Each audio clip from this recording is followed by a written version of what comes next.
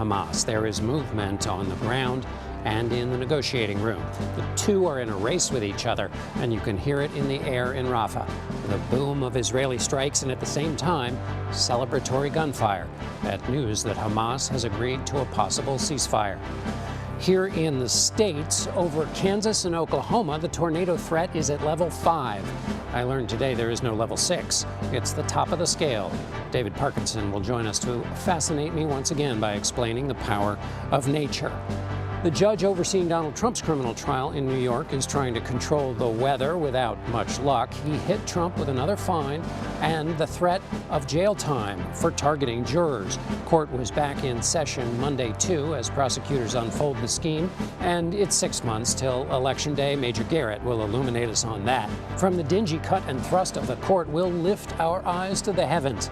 The Boeing Starliner is set to rumble and roar from the launch pad Monday night.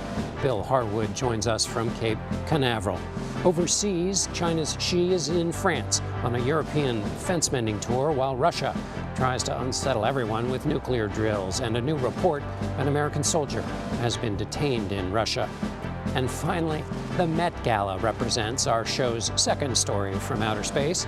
But this year, a very punk rock dress code based on a short story about the ephemeral nature of beauty, suffocating luxury, and decay.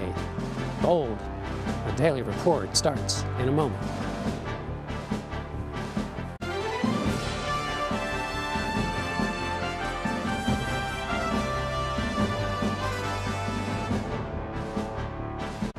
Hello, thank you for joining us. We begin our report in Gaza, where Hamas has accepted a ceasefire proposal brokered by Egypt and Qatar.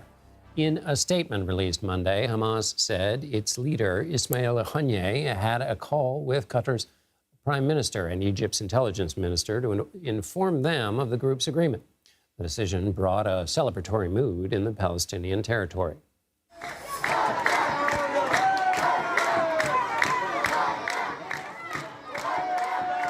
You can see from this video shot by our producer in Gaza, kids are seen celebrating after Hamas announced its decision to accept the proposal that could halt the 7-month war, as well as bring hostages back to Israel. However, Prime Minister Benjamin Netanyahu says his war cabinet has decided to continue its operation in Rafah.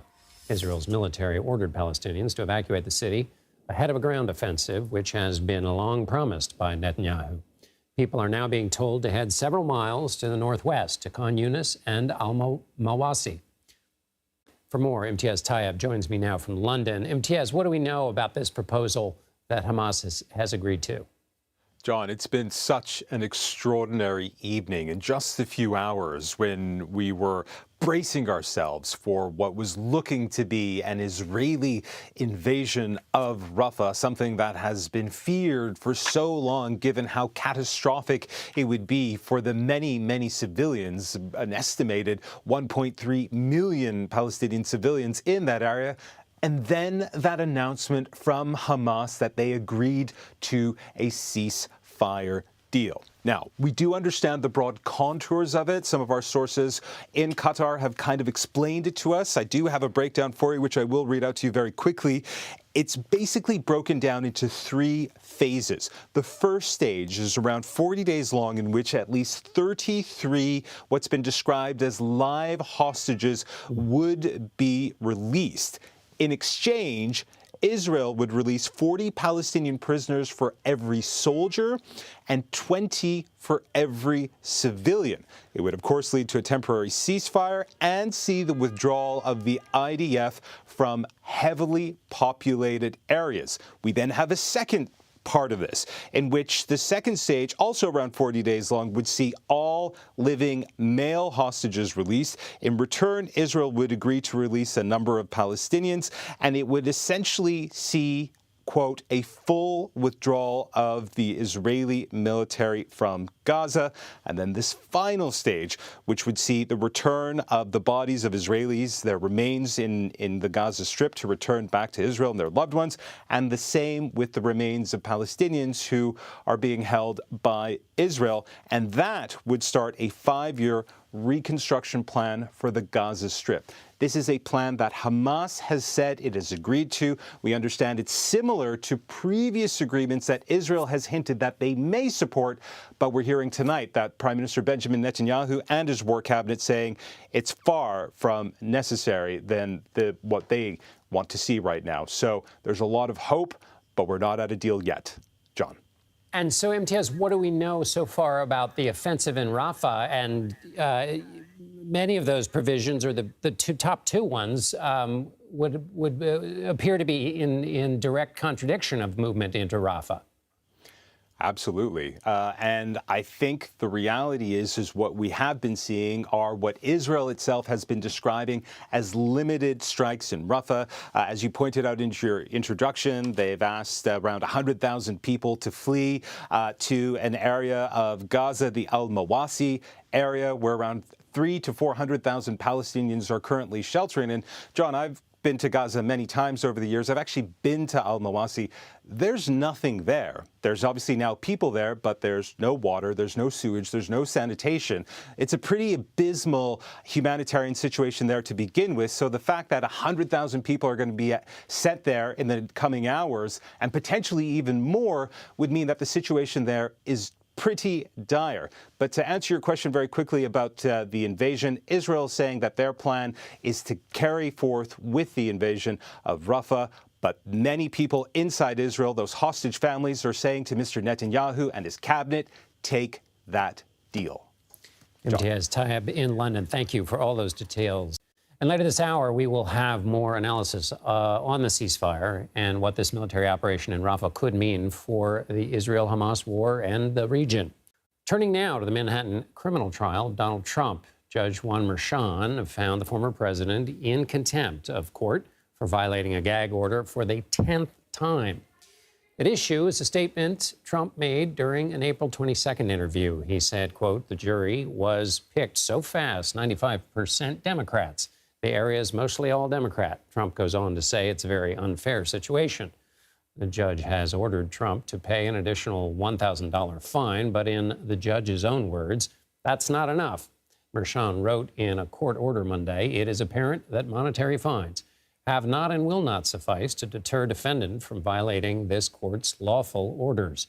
Therefore, defendant is hereby put on notice that if appropriate and warranted, future violations of its lawful orders will be punishable by incarceration.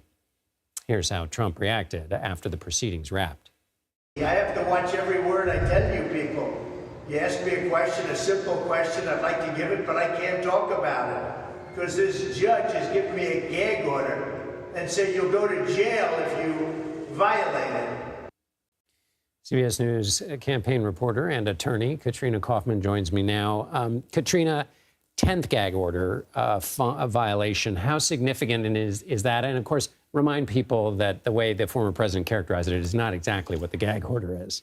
That is correct. The gag order really is meant to protect the witnesses, the jury in this case, excuse me, the court staff, their relatives, and Trump continues to violate it. This is the 10th time the judge has now held him in contempt.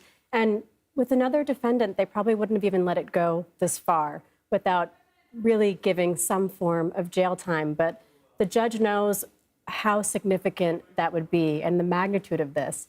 To imprison a former president, a potential future president, as he noted today. And he really doesn't want to have to take this step, but he says he has to protect the jury, the integrity of this trial, of the justice system itself. So there is a lot of gravity here.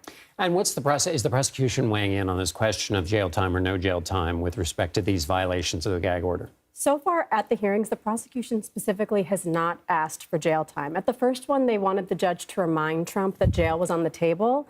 At the last one, they said they just wanted to stick with the $1,000 fines because they acknowledged that it would be disruptive to the proceedings. We can only imagine how Trump would react, the spectacle it could create, how his supporters might take it. So I think they all just realize what's going on both inside the courtroom and how it might affect the tone outside of the court. So that's what's happening on the sidelines. What about what's happening in the actual field? There was, in fact, testimony today. What happened? So today we actually got to the business records part of this case, which were on week 4, and it was, interestingly, the first day that we were talking about them. with Jeff McConney, who was the former controller of the Trump Organization, and then Deborah Tarasoff, who handled payroll. So we finally learned about what happened behind the scenes, how these reimbursement payments to Michael Cohen came about at the organization. We heard about how Alan Weisselberg, who was the former CFO of the Trump Organization, instructed McConney to pay Cohen back. He detailed the monetary breakdown of that, how it was going to be done in monthly payments, and very importantly, that it had to come out of Trump's personal bank account. And McConney talked about how they had to create a whole new process to send these checks to the White House, because Trump had to sign them himself, back to the Trump Organization and on to Michael Cohen.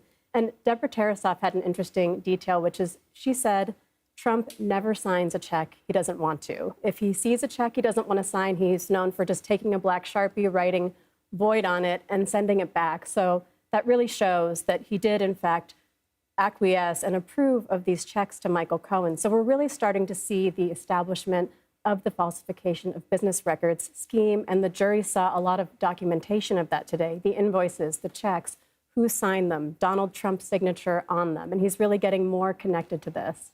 Katrina Kaufman with the details. Great to have you again. Thanks, Thank Katrina. you. After weeks of pro-Palestinian demonstrations on college campuses and more than 100 arrests, Columbia University has canceled its main commencement ceremony. Instead of holding a campus-wide event, Columbia says its various schools will hold smaller individual ceremonies. The university official says the decision was due to security concerns. CBS News spoke to some students after the announcement was made. There's sort of their belief. It's like, if the people in Gaza are experiencing this, I can kind of go through this discomfort or this even challenge. It's a bittersweet ending to a bittersweet start. We also had our classes online and no high school graduation ceremony. Meanwhile, on Saturday, at least 25 protesters were arrested at the University of Virginia. School administrators called state police after clashes broke out between demonstrators and university police at a campus encampment. At the University of Michigan and Indiana universities, pro-Palestinian protesters disrupted graduation ceremonies, with some students opting to walk out. Roughly 2,300 people have been arrested on more than 40 college campuses since April 18th. House Speaker Mike Johnson and Republican Representative Marjorie Taylor Greene met Monday afternoon. The representative from Georgia has been threatening to move forward with a resolution to oust Speaker Johnson from his post. She claims the Speaker has cooperated too often with Democrats and shouldn't lead the Republicans. If there is a vote against Johnson this week, it's almost certain to fail, given that House Democratic leaders vowed to protect him. Vermont Senator Bernie Sanders says he's running for re-election this year. The 82-year-old's announcement squashes recent speculation about his retirement. Much more needs to be done if we are to become the state and the nation our people deserve. Sanders is the longest-serving independent in Congress after spending 16 years in the House. If re-elected, he would be 89 at the end of his fourth term. And he's not the only senator who has served past the standard retirement age. California's Dianne Feinstein served until she died at 90 years old last year. Strom Thurmond of South Carolina didn't leave until he was 100. And Iowa's Chuck Grassley is 8 years older than Sanders, making him Congress's oldest sitting member. We're following some severe and possibly dangerous weather in parts of the Midwest and Great Plains. NOAA's Storm Prediction Center issued a level 5 severe weather threat for parts of Kansas and Oklahoma. There's potential for a tornado outbreak. Millions are also facing thunderstorms, hail, and hurricane-force winds. This outlook is rare, according to the Weather Channel. Level 5 threats are not only the top of the scale, we only see them an average of 2 to 3 days a year. The last one was in March 2023. CBS News senior weather producer David Parkinson joins me now in Studio 57 for more. David, what is the severe weather index and where are we along it? Yeah, so one of the things that's really important is this is what we call a high-risk day when we say a 5 out of 5. So this is the setup today right here. This is the first line of storms that's moving through here. But this bullseye right here, right over the Oklahoma City area, this is your 5 out of 5. This is a high. The last one in Oklahoma was back in 2019. The one before that was a 2011 outbreak that caused absolute devastation there. This is your level 4 risk here in this area. That includes Tulsa. That also includes portions of the Wichita metro area. And this is your 3. So this is Kansas City. This is also into portions of Fort Smith, Arkansas, and even down into portions of the Red River Valley here. And then we've even got a 2 further out afield. This is from most likely to least likely where you're going to be seeing the tornadoes. But the most important thing here is anywhere in any of these zones is an area where there is a likelihood for a destructive tornado. We may not have hundreds or even, dozens of tornadoes today. There may only be 2 or 3 or 5 or 10 tornadoes. But the ones that will happen, the atmosphere is so juiced that they will be incredibly destructive and deadly. Okay, quickly, David, what's a juiced atmosphere look like? What's in a juiced atmosphere? Yeah, so we've got a dew point that is 73, 74. So it's fully saturated. The temperature right now is in the 80s, so there's a lot of heat. And now you've got winds coming from different directions, so they're moving aloft in one direction and at the ground in the other. That's the twist in the atmosphere. When you combine all those things, we have what's called the significant tornado parameter. Above a 1 means you can have a tornado. We are in double digits today. There is an STP in some spots on one of the models that is up to 20. So that shows you that we are looking at numbers that are really in rarefied air, and it's why you need to have the precautions taken now before the actual tornadoes really start firing up. Because one of the interesting things as we take a look at this radar here is that we have this tornado watch, and you can see these individual cells bubbling up. You can see already the cloud tops. Anywhere where you see these sort of red circles, that is, clouds to 30, 40,000 feet. We only have 1 or 2 tornado warnings, and they're all radar indicated. So things really haven't started firing. But through 11 p.m., that's when I'm concerned. And finally, what else might people have to worry about? And it sounds like they have enough time to prepare. Yeah, so a couple of things that I want to show folks. First, this is your future radar threat here, and I'm going to step it through time as we show you what happens. And basically, you can see the line moving through, and then it becomes a damaging wind threat. Then it moves into the Ohio River Valley for tomorrow. And then there is another threat, believe it or not, in the Ohio River Valley that goes into Thursday. So it's actually 2 days of threats in this area, and then the day of threat that we have in the west. For now, if you have a place that does not have a basement, John, my suggestion would be, and this is a serious suggestion, go find a friend that has one, or go to a shelter. This is the kind of violent storm where it's better safe than sorry. Even if you're not in a mobile home, even if you're in a well-built home, these are the kinds of tornadoes that can cause serious destruction. And also make sure you've got a helmet, make sure you've got shoes, and make sure you've got a way to get warnings. We've got a 6-hour window here where this could really be serious. But, the forecasters in Norman are some of the best. They've actually got some new products that are going to get warnings out sooner. But this is one you need to take seriously because we don't get many days like this. And when they happen, you really do have to treat them with respect. Shoes for when the glass breaks and you got to move. Correct. David Parkinson, awesome. Thank you. Thanks, John. It's Xi Jinping's first trip to Europe in 5 years. Coming up, why the Chinese president began his visit in France and how Vladimir Putin could be the biggest topic of conversation. Plus, with the presidential election just 6 months away, there are several contenders vying to be the Republican vice presidential nominee. We'll talk about them. You're streaming The Daily Report.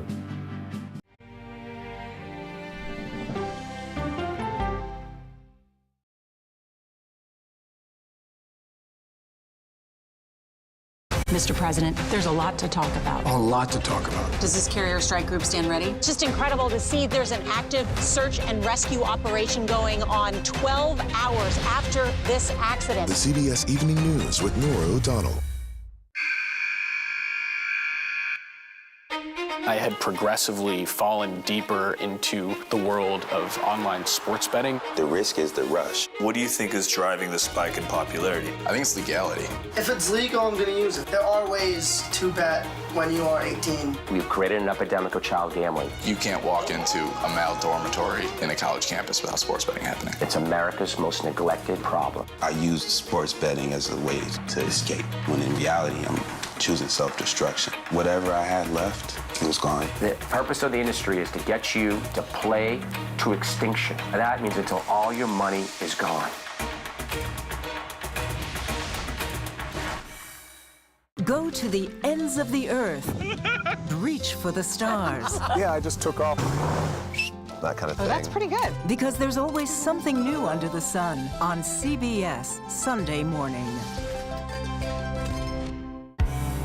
An original documentary from CBS Reports. That desired farm, it's a wonderful place to raise children, and it still is. Promises broken. Black Americans have been the target of racism and discrimination pretty much from the time they acquired ownership in the land. Costing black farmers hundreds of billions in generational wealth. They did everything to make sure we were run off that land. But communities are uniting to continue the fight. Collective ownership is powerful. To keep their land and their dreams alive. To watch my children play on land that we own means everything. So land is power. Most definitely. 40 Acres and a Mule, now streaming on the free CBS News app. People with developmental disabilities were once sequestered by the hundreds of thousands in institutions. Many of our fellow citizens are suffering tremendously because lack of attention, lack of imagination, lack of adequate manpower. Disability activists have since torn down barriers blocking them from living at home or in the community. We conclude that Title II of the ADA requires states to provide community-based treatment for persons with mental disabilities. But of the 16,000 people who remain in state-operated institutions, half are in 5 states, and Illinois is one of them. I don't want to live in the institution. It makes me feel discriminated against. Do you think there are people living in institutions in Illinois that don't need to be living there? Yeah, because they're proving it as soon as they get out.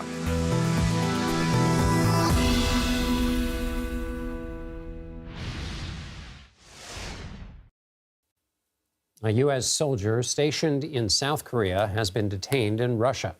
Pentagon officials said Staff Sergeant Gordon D. Black was detained last Thursday. He's accused of stealing from a woman in a Russian port city close to North Korea. It's still unclear how he got there, but officials confirmed he was in the process of transferring back to the United States. He was not there on official business. Russia says it's planning to hold military drills involving tactical nuclear weapons near its border with Ukraine. The Kremlin says the move is in response to statements from Western countries about expanding their involvement in its 2-year-long war with Ukraine. Experts say tactical nuclear weapons are designed to destroy enemy targets in a specific area without causing widespread radioactive fallout. The announcement comes just a day before President Vladimir Putin will begin a 5th term in office. Chinese President Xi Jinping kicked off a 3-nation European tour this week, starting with America's longtime ally, France. French President Emmanuel Macron welcomed President Xi with 2 bottles of cognac, a gift that would get a chef's kiss from aficionados of passive aggression. You see, China recently opened an investigation into the price of imported European brandy. Aside from trade, the two are also expected to discuss the war in Ukraine. This is the Chinese leader's first visit to Europe in 5 years. He'll also visit Serbia and Hungary. Let's bring in Matthew Koenig. He's the Vice President and Senior Director of the Atlantic Council's Scowcroft Center for Strategy and Security. Thank you so much for being here. Why is Xi starting in France? Well, why is he going to France, Serbia, and Hungary? Well, thanks for having me on, John. And over the past few years, the United States and Europe have recognized China as the greatest threat to the rules-based international system, with human rights violations, military threats against its neighbors, cheating on the global economic system. And the United States, Europe, and other democracies in Asia have been working more closely against China, including talking about economic de-risking. And so what Xi is trying to do here is drive a wedge between the free world, trying to identify countries that have had an independent streak or maybe aren't fully on board with U.S. leadership, again, to try to drive a wedge between the United States and its allies in Europe. And so with respect to, or with that idea of a wedge in mind, what is French President Emmanuel Macron hoping to get out of this meeting? And I'll tack onto that. Macron likes to think of himself as kind of the top man, for lack of a better expression, in Europe. Is that what's on it, kind of on his mind?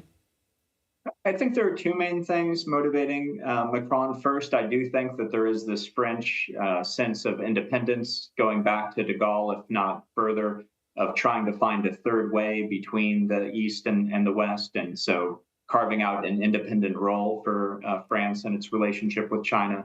But two, Macron has said he's going to press Xi on at least a couple of issues, including China's support for Russia in the war in Ukraine. And some recent reports have shown that even though China is not providing direct military assistance to Russia in Ukraine, it is providing a lot of economic assistance that's essentially fueling Russia's war machine. And so Macron has said he's going to press Xi on that and some other issues. Do you think he'll have any luck? And I'll just add that, since this is my last question, does any luck in terms of what kind of leverage does he have over Xi? And also, how worried should they be in Europe about this nuclear drill that the Russians are engaged in? Well, the Europeans have a little bit of leverage because they are threatening to put in place tariffs on some Chinese exports to Europe, including Chinese electric vehicles. And so that's one card the Europeans can play. And on the nuclear threats, I think this is essentially part of Russia's strategy, that they are a major nuclear power. They know the West is afraid of nuclear war. So anytime that they sense that U.S. or European support to Ukraine is going increasing and putting them in a difficult place, they make nuclear threats. The West will say, oh my goodness, what are we doing? We're not willing to fight a nuclear war over this. Maybe we should back off. So I think it's essentially a bluff, but I think it will have its intended effect in many European and North American capitals. Matthew Koenig, thank you so much for being with us. Thank you. It's one of the most wonderful facts of science. Chickens are related to dinosaurs. And this is especially cool if you learn it before the other kids in school. Now, a remarkably preserved fossil backs up this fact even more. The Field Museum in Chicago has acquired a fossil of the earliest known bird, the Archaeopteryx. This pigeon-sized creature supports Charles Darwin's ideas about evolution. In 1859, he suggested organisms could change over time, but he acknowledged a lack of fossils, showing that this was a strike against him, that there were no such fossils. But then 2 years later, such a fossil was found, possessing features of both a reptile and a bird. More than a century later, this one will go on public display soon, but it does have one flaw keeping it from complete perfection. It's missing the tip of one finger. Still to come, it's fashion's biggest night. Fans are preparing for a night of celebrities, fashion, and fundraising. We will break down everything to see at the 2024 Met Gala. We're streaming the Daily Report.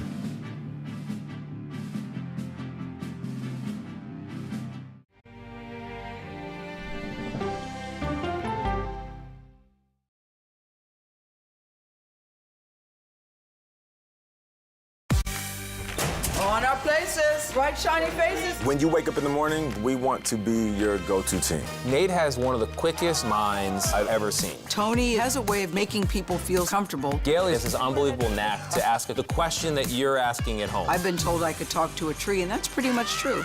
I don't go to work in the morning. I go for coffee with my two good friends, and we talk about the world. Your morning routine just got better. CBS Mornings, weekdays at 7. It didn't seem like anything could happen, because nothing ever happens in East Palestine, but it did. Authorities released toxic fumes from 5 derailed train cars. Resident, please evacuate. Acute bronchitis due to chemical fumes. Did you ever have these problems before the derailment? No, ma'am.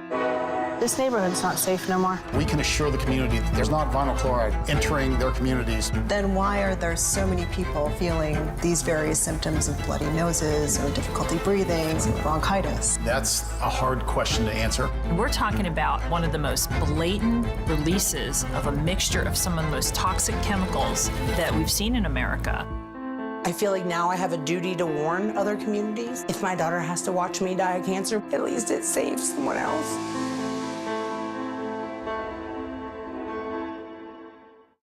This case. It's like a screenplay, something straight out of Hollywood.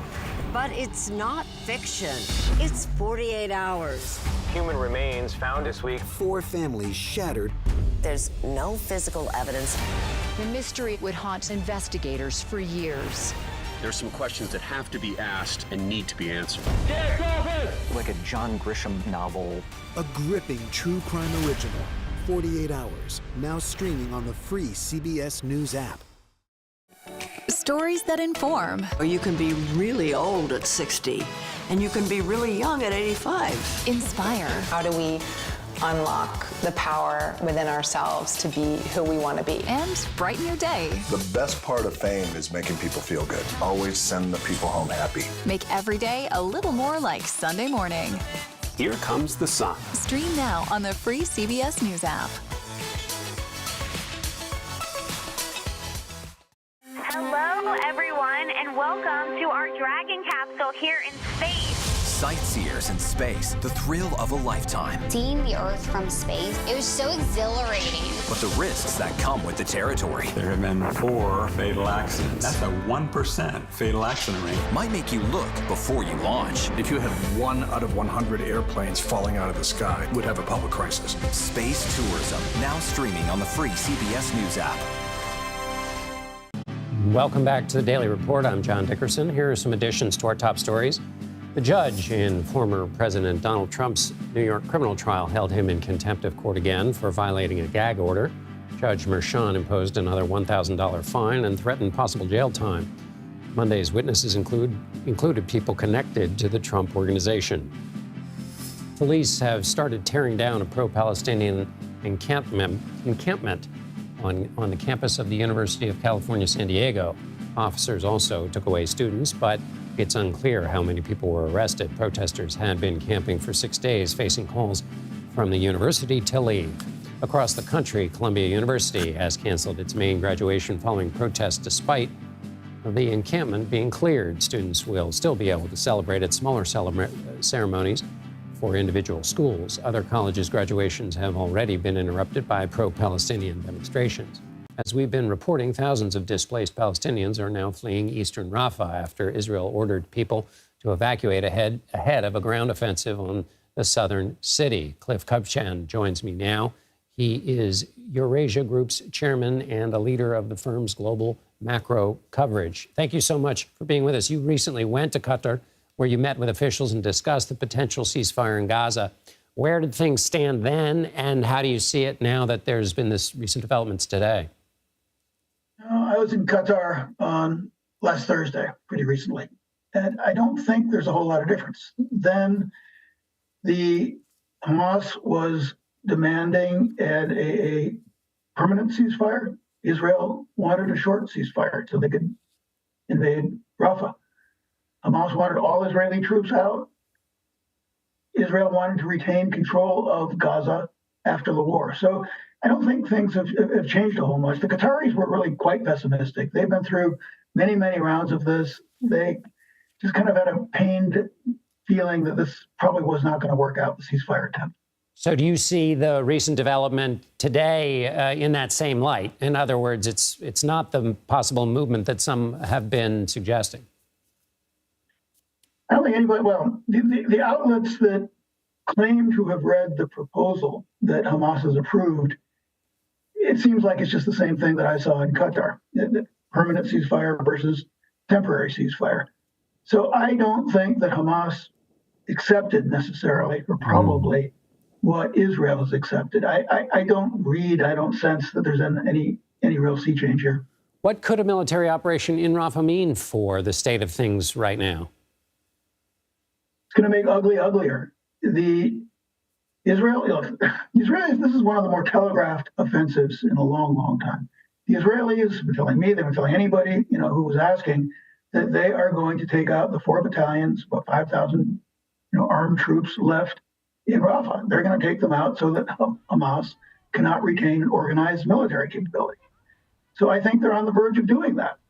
That means a lot more civilian deaths, painfully, tragically. And it means that the countries in the region are going to be, even more ill at ease, even more unhappy with what Israel's doing. Does ill at ease mean action? Do you think? I mean, we've seen Iran already come head-to-head with Israel. What's your expectation about the knock-on effects? Well, the Houthis are going to start shooting even more. That's bad for shipping. We're going to see, I think, more shelling on the northern front between Israel and Hezbollah. That risks escalation. A lot of Israelis think that Israel wants to open another front in the north. But yeah, the real show is Israel and Iran. After the 14 April attack by Iran on the Israeli homeland, we're just in a different world.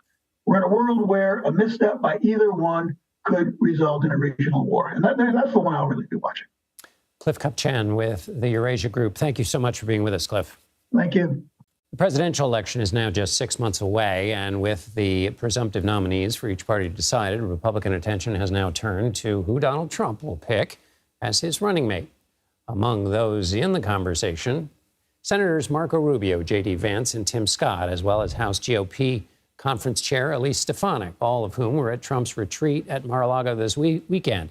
Chief Washington correspondent Major Garrett joins me now. So, Major, how do you see that? This is an abnormal vice presidential process. How do you see it? Well, it's abnormal on a couple of levels, John. One, the former vice president to President Trump is not endorsing him. That's brand new. Mike Pence is not on board. No, it wouldn't be considered this time, and the schism there is important about the schism within the Republican Party. This process is also different because in 2016, when then candidate nominee Trump made this decision, it was basically between three: Mike Pence, Chris Christie, believe it or not, or Newt Gingrich. Only one of those remains in the Trump orbit, Newt Gingrich. And it sort of explains the difficulties that Trump finds in dealing with the Republican Party that he used to try to want to lead in 2016 and where it is now. He's much solidly in the lead of a Trumpist Republican Party, something he had not even begun to consolidate in 2016. In 2016, he looked to Mike Pence. Why? Because he thought Mike Pence could help him with his legislative agenda and his knowledge of Washington. Trump no longer wants that, no longer is interested in that. What Trump wants is a subservient, comparatively quiet loyalist as vice president. And so those who were there at Mar-a-Lago want to fit into that very specific mold. And to do so, they will have to be things most politicians are unaccustomed to being: silent, subservient, and fiercely loyal. And that's what Trump's going to demand. Speaking of fitting into molds, I've been wanting to talk to you about the Time magazine article in which Trump sketched out his second-term vision. You are a student of the Trump boasts about things that don't come to pass, and yet the seriousness with which you have to take the things that he does say, that kind of how do you see the promises he made for a second term in terms of policy in that Time article, or just more broadly? I take the intentions very seriously, John. In 2016, then candidate Trump had some general impressions about what he wanted to do if he were to win the presidency. Having won the presidency, seen the presidency, and feeling more often than not frustrated even by those he chose to work closest with him. It goes back to this idea of loyalty and why that is paramount in Trump's interest. Loyalty, absolute fidelity to his plans, because he believes once plans are articulated, if you have loyalists, you are better positioned to carry them out. He's now made very clear what his intentions are across a wide array of policy choices, and he wants the loyalists around him to help him carry that out. As I mentioned earlier, in contrast to 2016, when the range of options for vice president didn't have a lot of loyalists and didn't have a Trumpist Republican Party beneath him, he has that now. So he has the intentions and the loyalists to call upon to try to make them more real. I take them very seriously, John. As a final question, we're 6 months out from Election Day. Give us your viewer's guide or the steps along the way from now until then. And is it different than what you and I would have expected in terms of the way the ball would bounce when we started out some years ago? John, we have a memory problem in our country right now. We have almost completely or chose to forget COVID. The 2020 presidential campaign was unlike any you or I had ever experienced, any that any Americans living had ever experienced. Essentially, a campaign that did not exist in a tactile sense. It wasn't an active national thing. We mostly watched it through our television sets entirely because nothing was actually engaged. We're going to have the first campaign since 2016 that is national and fully engaged. We're going to have a rematch, which is unusual in American presidential politics.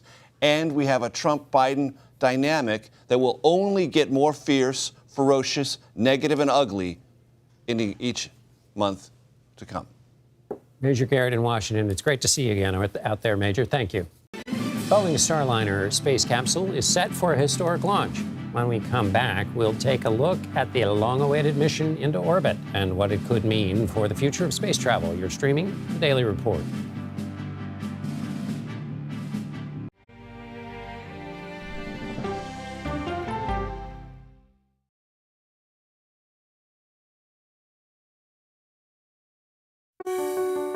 Washington is the seat of power. National security, foreign policy, global economics, every story comes through Washington in some way. We bring some of the most powerful voices in America to the table. We don't just ask the questions, you have to go deeper. We try to understand what's at the heart of the issue we're talking about, to then come forward with solutions. Face the Nation on CBS. The justices ruled that Harvard and the University of North Carolina violated the Constitution. In the aftermath of the Supreme Court decision to end affirmative action in college admissions, uncertainty sets in for some students of color. Affirmative action really gave us an equal opportunity. CBS Reports explores the historic decision and what it means for those chasing an opportunity to change their lives. I knew that college was the ticket to break this cycle. The end of affirmative action, now streaming on the free CBS News app. Okay, let's go. You guys good? Hey. All right, we good? Keep going. The clock, it's ticking. Off we go. 60 minutes. 60 minutes. 60 minutes. It's time for 60 Minutes, Sundays on CBS. An original documentary from CBS Reports. AI is among the most world-changing technologies ever. Curing diseases, scientific breakthroughs, making lives better. They can help us with medical discoveries, scientific discoveries, doing better agriculture, having cures for things like Alzheimer's. It's also going to really transform the way we work. The uplifting potential of artificial intelligence is limitless. It gives you a friend, somebody to chat with 24/7 that is non-judgmental. He makes me feel loved and desired. And so are its downfalls. The problem with all this AI is that it's unpredictable and uncontrollable. The choices we make now will have lasting effects for decades, maybe even centuries. The ChatGPT revolution, now streaming on the free CBS News app. We are about to see American weapons in the hands of Mexican cartels. A gun pipeline to Mexico. We are arming the cartels. 100%, no doubt about it. Happening right under our noses. Who's doing something about this? Nobody. A CBS Reports exclusive. Most Americans have no idea that we are effectively arming the enemy next door. This is the story the American people need to know. Arming cartels, now streaming on the free CBS News app. America Decides, taking you inside American democracy. The most important stories on a day-to-day, hour-to-hour basis. You're going to hear a lot of reporting. It is clearly a pivotal moment. Gun control, the economy, education. Both sides of the political aisle fight it out for power. Bringing you the analysis that you need. Thoughtfully, with context. Be part of the conversation. On CBS News Streaming. Welcome to America Decides, Monday through Thursday at 5 p.m. Eastern.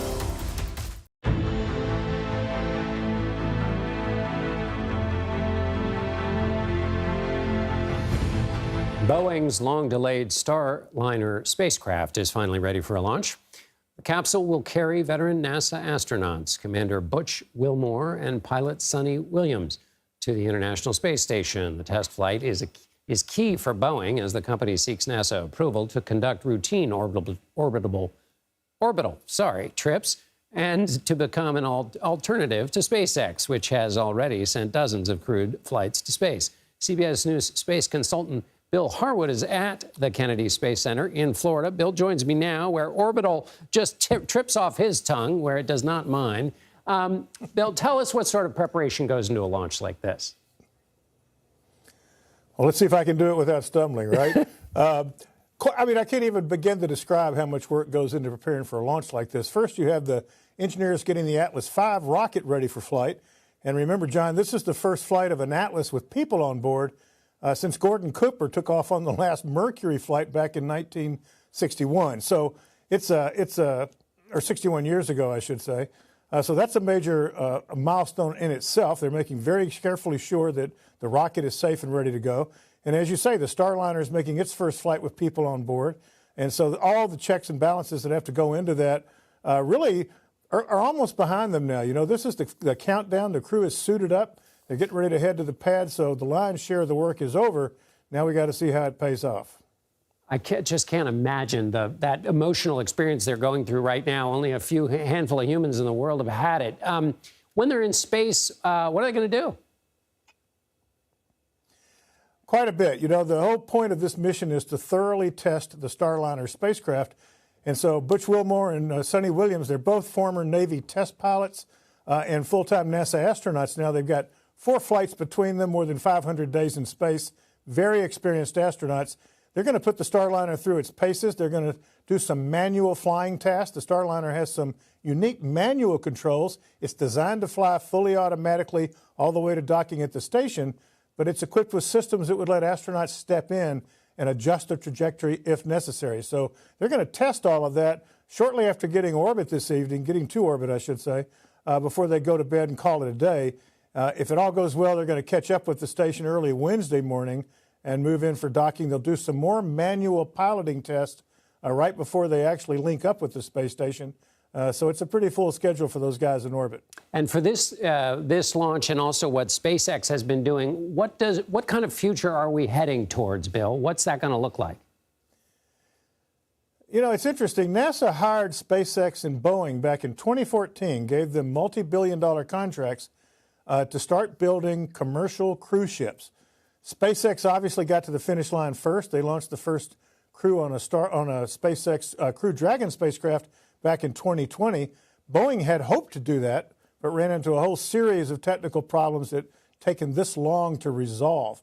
But the point is to have 2 spacecraft independently built, different designs, so that if one company runs into a problem that grounds their ship, the other company can still take astronauts to the space station. So if this flight goes well, NASA plans to launch 1 SpaceX Crew Dragon each year and 1 Boeing Starliner to keep the crews on the space station replenished through the end of that program in 2030. Wow. Busy times ahead. Bill Harwood at the Kennedy Space Center. Thank you so much, as always, Bill. Always a pleasure.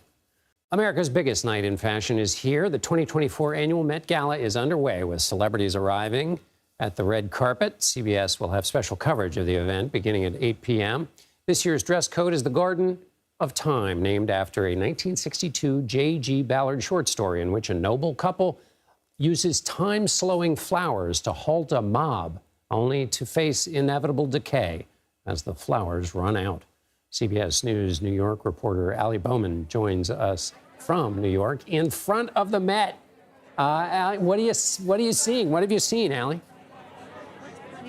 Hi, John. That's right. We are right here on the Met Museum steps where the green carpet is fully underway. I'm going to give you a live look now at what we're seeing. You know, we've been seeing so many stars coming up. It's even hard to keep track. We just saw Gigi Hadid walk up, Jeff Bezos with Lauren Sanchez. Now, as you've been we're saying, the theme, the dress code of the night is the Garden of Time. So that's why it looks, you know, like we're maybe in the Garden of Eden out here with these live plants that are dressing the carpet here. So we've been seeing, in terms of fashion, a lot of florals, a lot of bright colors, a lot of whites and lace are out here for, you know, the full spring theme that we're seeing out here. Now, the party, meanwhile, the Met Gala itself, this is just the pre-party. The Met Gala itself, the party inside, that's very secretive. You know, no one really knows what happens inside except for those lucky few who are invited in there. It's underway as I speak right now because the hosts are inside. That's Anna Wintour, editor-in-chief of Vogue, and this year her co-hosts are Zendaya, Chris Hemsworth, J-Lo, and Bad Bunny. So, you know, this carpet could be going on for the next few hours. You never know what's going to happen. This is the night for those big fashion, dramatic moments. So we're going to be watching it and seeing what's going to be happening. John. Okay. Just like Saturday night at my house. Ali Bowman here in New York. Thank you, Ali. Still to come, the book's not even out yet, but it's already raising concerns of animal cruelty and a geopolitical lie. We're examining the lies told not just by South Dakota Governor Kristi Noem, but other American leaders. You're streaming The Daily Report.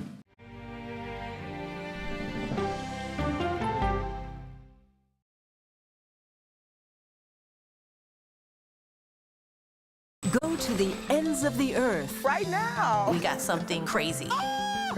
and reach for the stars. Here we are. Time. Yes, it's my comeback.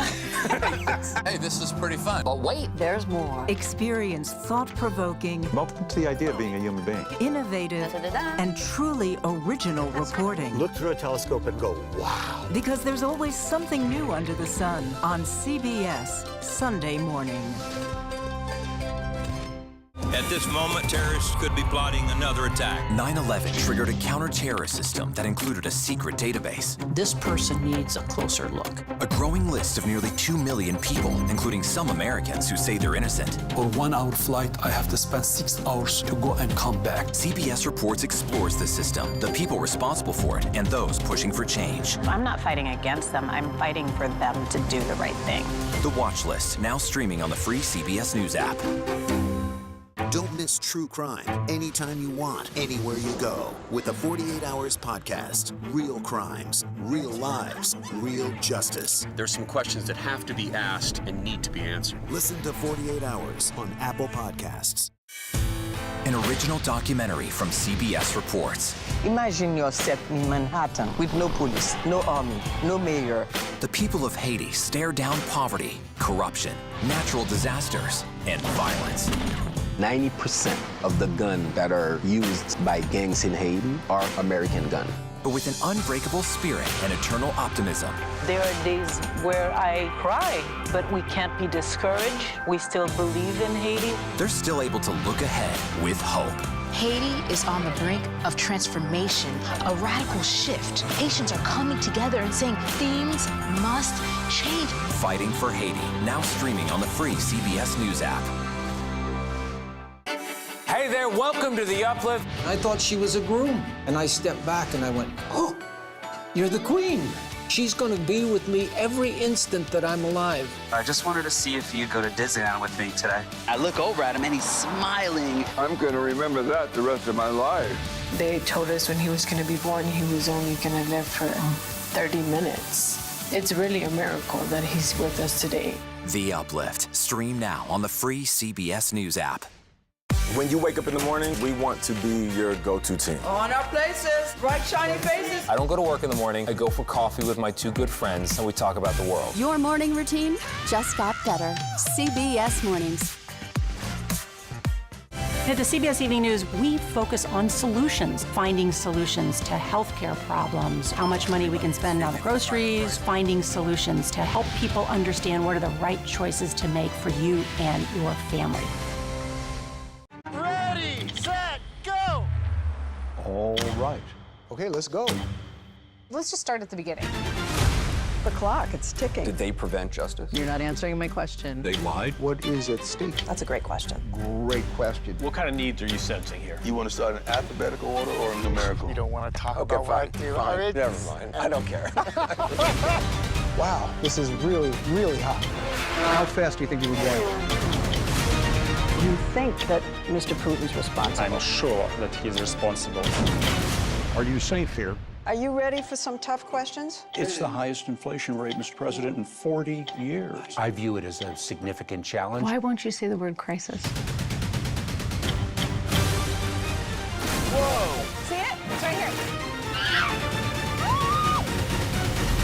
What's the likelihood you and I have been hacked by China? 110%. How close did you actually come to being killed? That close. This generation of robots is going to be different. That's a hell of a way to get into a country.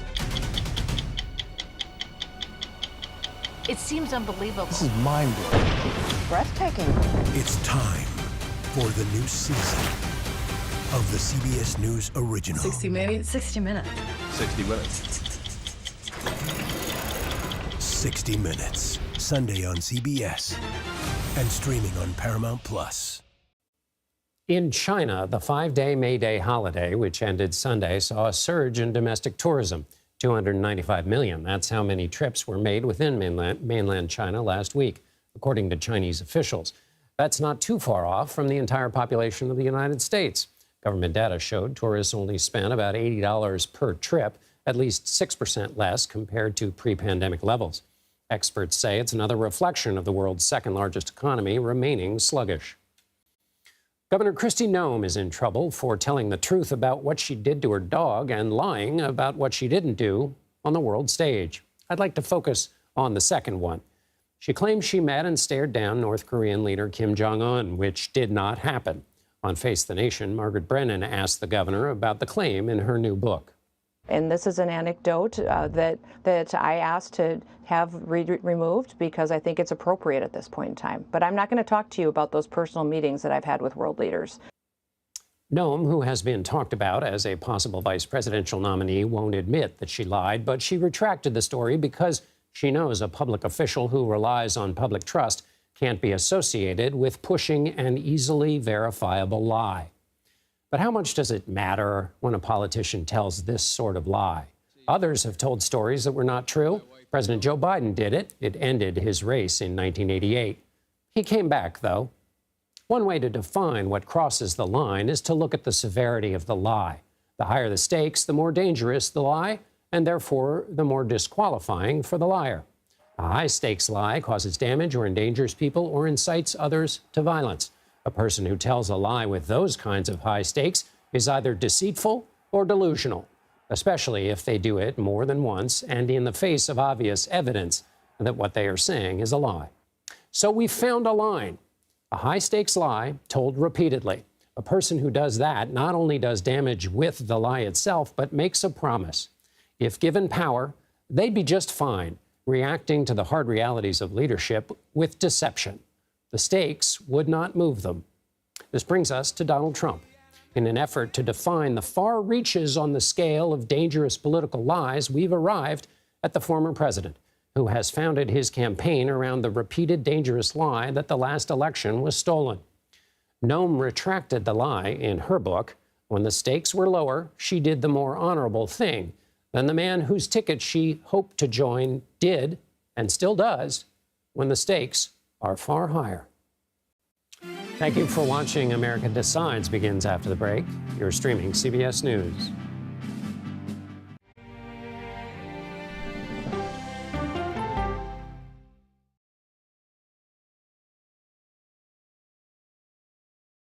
Okay, so let's just start at the beginning. Well, let me start with this. What is at stake here? What is the answer then? Do you know why? You want me to just keep going? Is that a good thing or a bad thing? Were there death threats? How is this possible? What's wrong with that argument? Are you saying they lied? Have you told the government that? Why won't you say the word crisis? You're not answering.